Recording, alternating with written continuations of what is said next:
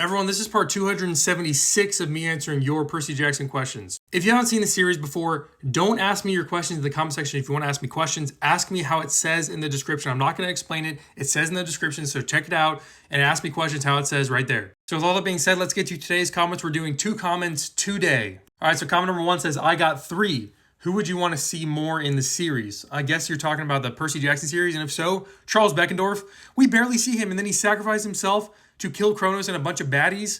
Like, we needed more of him. He was such a great character, and he basically only showed up at first of all, his first appearance was in the Sea of Monsters, and then he basically just showed up at the beginning and ending of most of the books. Maybe not even at the ending of most of them, like after that. But he only showed up maybe like 5 times total. Like, he was barely around ever. We needed him more. Okay, question number 2. Who do you think is the best, PJO Hermes or the Epic Hermes?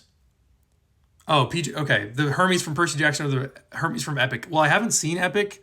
I've heard a few of the songs. I've heard it's really good. I'm still planning to listen to it, but so for that reason, I got to go with the Percy Jackson Hermes. And by the way, I do like the Hermes from Percy Jackson. He's just fun. Whenever he talks, he's pretty funny. Also, George and Martha are goats.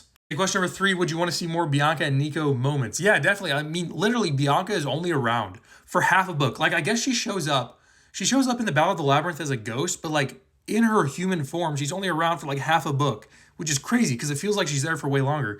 But like, we really didn't get that many moments between her and Nico, so yeah, I would have liked to see more. All right, let's move on to the second of today's comments. What's your opinion on the Percy Jackson's Greek Gods book?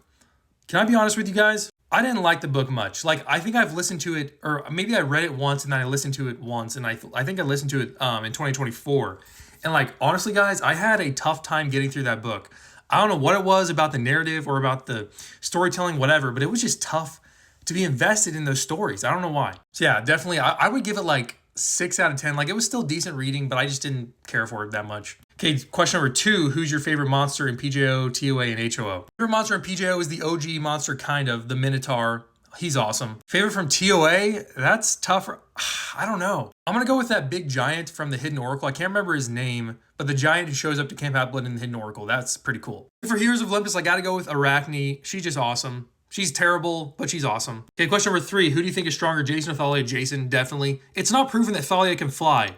Jason can. So Jason is automatically stronger in that aspect. Okay, number 4. Which is your favorite ship? Persebeth, Per Rachel, or Per Nico? Persebeth. I've said it many times and I'll say it many more times. Persebeth is my favorite ship, easily. Not even close. It's Persebeth. By the way, it's not Perkabeth, okay? All right, that answers all today's comments. I'll see you tomorrow for part 277 of me answering your Percy Jackson questions.